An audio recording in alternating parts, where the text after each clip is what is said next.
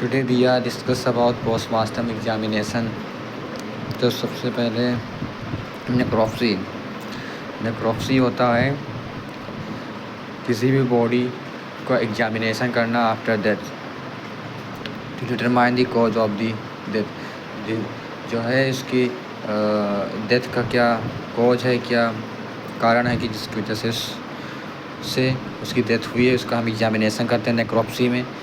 और एट्रोप्सी होता है इन केस ऑफ ह्यूमन।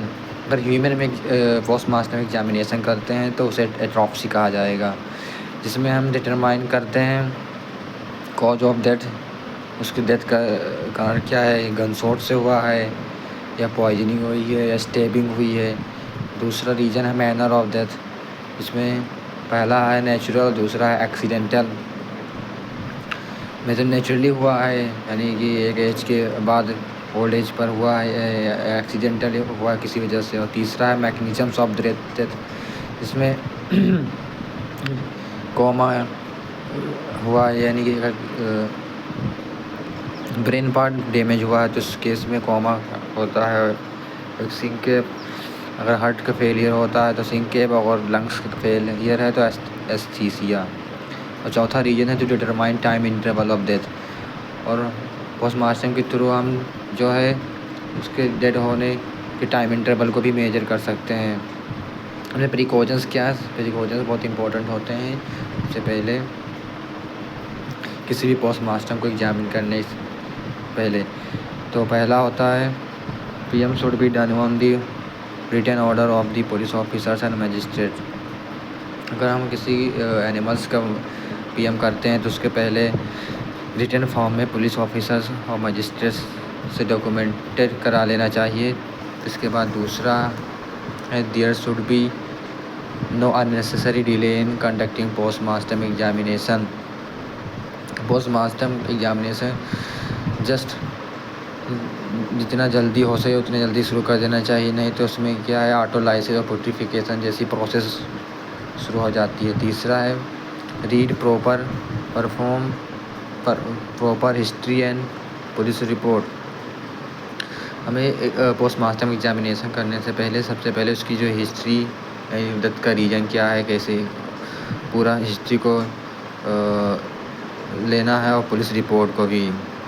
चौथा है PM should be perform in day light. और पोस्टमार्टम हमेशा डे लाइट में ही परफॉर्म करना चाहिए, जिससे प्रॉपर विजुअली सारी चीज़ें ऑब्जर्व हों, और नाइट लाइट में नहीं करना है।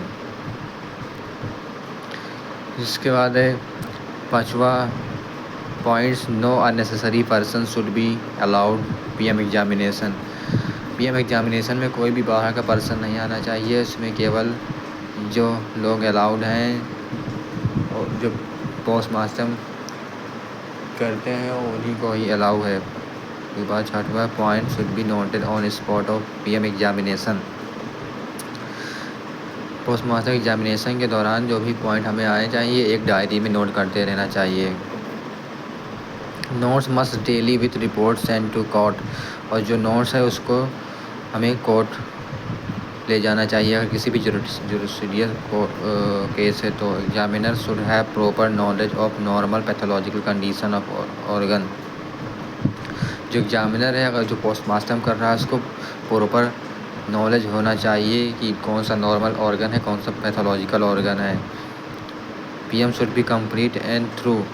Anthrax carcass should not open. और एंथ्रेक्स जो सरकास है, जो एंथ्रेक्स से इन्फेक्टेड डेड बॉडी है उसको कभी भी ओपन नहीं करना चाहिए, क्योंकि इसे ओपन करने पर इसमें स्पोरिलेशन प्रोसेस शुरू हो जाता है और बीमारी को फैलने का और चांस बढ़ जाता है बाकी जो हेल्दी एनिमल्स हैं।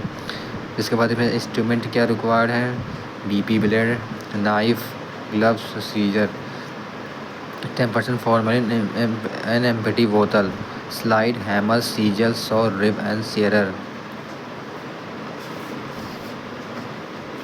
प्रोसीजर क्या है, सबसे पहले एक्सटर्नल एग्जामिनेशन करेंगे, दूसरा इंटरनल एग्जामिनेशन। एक्सटर्नल एग्जामिनेशन हम बाहर के स्ट्रक्चर को देखकर पता करेंगे कि क्या किस रीजन से इसकी डेथ हुई है। पहला जो पॉइंट है identifying characters like age, sex, age देखेंगे किस एज की है, सेक्स देखेंगे मेल है कि फीमेल है, ब्रीड देखेंगे किस ब्रीड की है, बफेलो कौन सी ब्रीड है, कैटल की कौन सी है, गोट की कौन सी है, और स्पीसीज़ देखेंगे, और टेटो मार्क्स देखेंगे इसकी बॉडी पे कहीं पे टेटो मार्क्स तो नहीं है। तो इसके बाद दूसरा देखें जनरल सरकास कंडीशन, हेल्दी, इमिसिएटेड या डिकम्पोज। उसकी सरकास कंडीशन को देखेंगे, अगर वो हेल्दी है कि एमिसिएटेड है यानी कमज़ोर है, पतला है, या डिकम्पोज है। और तीसरा देखेंगे external sign of injury like stroke gun, suit, कोई भी एक्सटर्नल साइन ऑफ इंजरी को देखेंगे, कोई किसी का शॉर्ट गन तो नहीं है, या किसी प्रकार के नाइफ से वॉर नहीं किया गया है। चौथा पॉइंट देखेंगे examination of joints as bones, examination of joints and bones, joints और बोन्स को एग्जामिन करेंगे कि कहीं से वो टूटा तो नहीं है। इसके बाद पाँचवा पॉइंट है एग्जामिनेशन ऑफ एक्सटर्नल जेनाइटल्स, हमें एक्सटर्नल जेनाइटल्स को देखना है कि किसी प्रकार की इंजरी तो नहीं है। इसके बाद छठवां देखना है डिस्चार्ज फ्रॉम नेचुरल ऑरिफिसेस, और नेचुरल ऑरिफिस जैसे कि माउथ हो गए, नोज हो गए, और यूरोजेनाइटल ऑर्गन्स हो गए, रेक्टम हो गई, ये अगर यहाँ से किसी प्रकार का डिस्चार्ज हुआ है तो हमें देखना है, जिससे कंडीशन पता लग जाएगी कि कोई किस वजह से डेथ हुई है। या फिर प्रेजेंस और एब्सेंस ऑफ राइगर मोर्टिस, और उसके राइगर मोर्टिस होता है temporary contraction and shortening of the muscles after death.